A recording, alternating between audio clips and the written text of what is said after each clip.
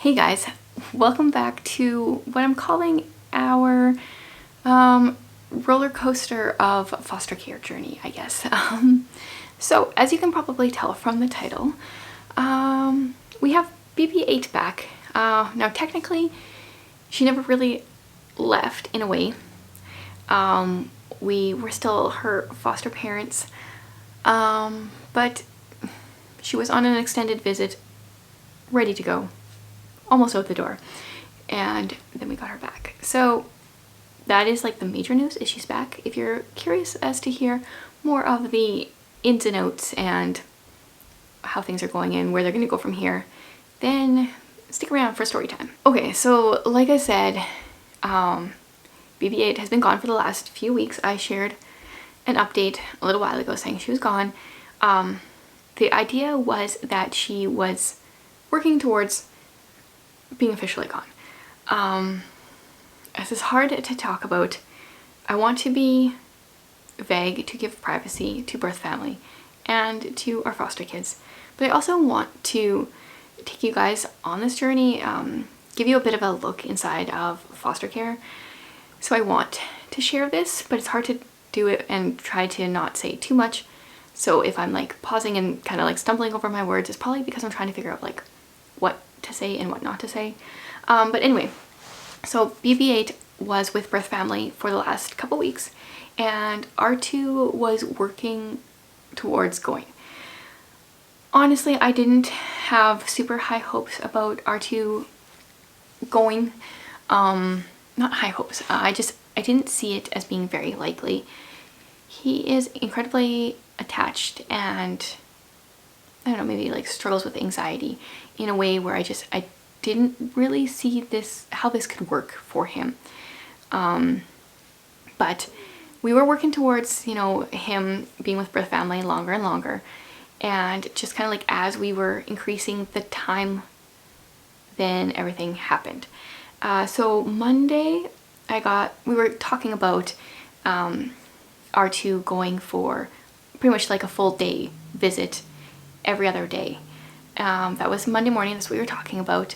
But Monday and Tuesday's visits were cancelled. We were going to start this on Wednesday. And then, let me think here. So I was talking to a bunch of social workers on Monday. Oh yes, and then like, kind of like another wrench in the plans is R2 and BB-8, their social worker is currently out of the office. Honestly, I don't even know why, and they're being vague, and I'm assuming it's probably just for privacy reasons, but the person that kind of like is in charge of the case, that knows what's going on, isn't around. So that's kind of making things a little bit more chaotic as well. So Monday I was talking to a few different social workers trying to like see what was going on. We ended up deciding longer visits, because we had been doing 2-hour visits every single day. So I had to leave here at 12:30 every day. Then I drove to the city, and I pretty much actually stayed for almost every single visit except 2. And then I would get home at about 3:30, except a few times when the visit was cut short by birth family. But it was like pretty much all afternoon I was gone. And thankfully Jared works from home, and I could leave the other 2 here. They could, you know, just read and hang out and do their schoolwork and kind of that kind of stuff. But it definitely felt like neglecting my children because I had to leave them every day to go do these visits. So we couldn't do that forever. So we decided longer visits, obviously, since we're trying to transition to getting them to go home. Makes more sense. Yeah, so we were talking about that, and then I guess I was told Monday and Tuesday's visits were canceled, which seemed a little weird. Like, if we're going for longer visits, why are we canceling visits? So that was a little bit of a red flag. And then, I'm trying to think of my dates here. What day is today?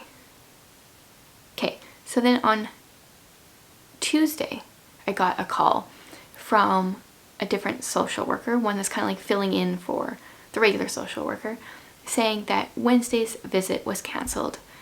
But like Friday's visit was still on. They would let me know if that was canceled. So then I like really started to get suspicious because we're trying for longer visits and they're getting canceled before the date even arrives with no good reason that I'm hearing is a little suspicious. Then Wednesday morning, I got a phone call from placement. So how it works where we live is, you know, I don't know, it's actually a terrible system. I wish I could go and rework the entire foster care social work system, because there are people whose job it is to place kids. It is people's job, like that's like their only role to my knowledge. And then there's like people who like stick with the kids. I just wish that when there was a kid in foster care, they were assigned a social worker and that social worker followed them through. If for at any point a family member comes in like that wants them, like I don't know, an aunt or a cousin or whatever, then they head over to a completely different department that is called kinship. I think it's like kinship placements. And then that kid's file is with someone else that doesn't even know like the entire history. I mean, maybe it's on paper, but it seems so chaotic the way they run it.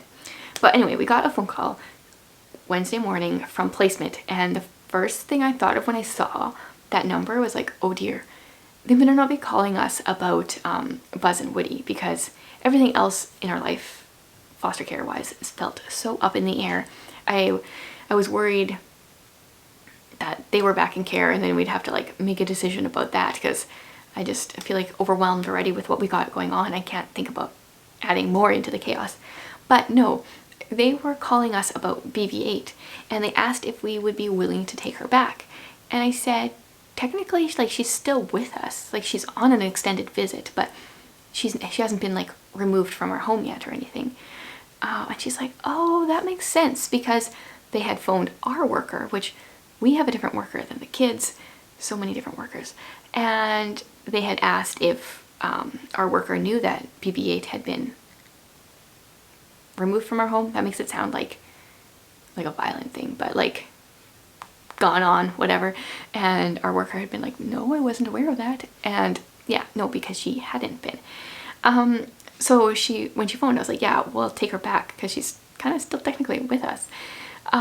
So then after that, then I got a phone call from a worker, a different worker that's filling in for the kids worker. I have had 3 different people that I've talked to this week that are like filling in for her / our supervisors and whatever. And yeah, so she said, what can I say here? That BB-8 needs a home for the next few weeks. There's a few different things kind of going on, and it is their hope that birth family will be ready to go in a few weeks again, and we can kind of just like pick up where we left off. So I went in yesterday morning / Wednesday. It won't be yesterday when I post this. Went Wednesday morning and I picked her up, and yeah, so just drove in, got her, came home, and this is kind of where we're at now. But now we've got like the added trauma of confusion of like, where was I for the last few weeks and why am I here? And then of course some of the things that we gave for birth family to use while she was with them are no longer, didn't come back with her. The stroller that we gave got stolen, so thankfully we have an awesome supportive church community, and we already got a stroller dropped off, which is great because BB-8 is big for her age. When she turned 1 a few weeks ago, people thought she was like 2. And so I can't carry her everywhere.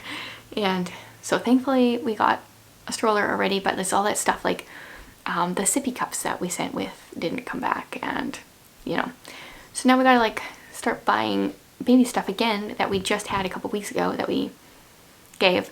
Yeah, so that's where life is at right now, and for the next few weeks, except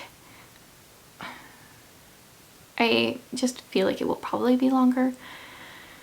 And for the kids' sake, I don't know what I hope. Like, it's hard. I understand why birth family makes sense. At the same time, the back and forth is just so hard on the kids. It's so hard on our family as well. Like, Rika and Ephraim and me and Jared as well. Like, it's so hard to not know what's going on. So in some ways, I just wish it was like, okay, that's over, door closed. But as a mother, I can't imagine like having that door closed and I couldn't get my kids back or whatever. Like, so I understand, but it's difficult. And I'm hoping that like sharing this online isn't scaring people away from fostering. I feel like it probably is. But I do know some people that have started fostering since we fostered, slash maybe a little bit because we fostered. So yeah, I don't know. I just thought it would be a journey I wanted to share. I really wish we would have done this when we were in the adoption process, because that was crazy too. I mean, we didn't have a kid in our home, but it kept being like up and down as well. So I think looking back, I'll be glad to have this. Yeah, so if you have any like foster care questions, let me know. Maybe leave them in the comments and maybe I will answer them there. Maybe I'll make a video depending how much needs to go into it. But I just wanted to say thank you so much for all of your support and prayers during this journey. I would love it if you guys would keep us in your prayers, because we have no idea how long this journey is going. Thanks for being here, guys.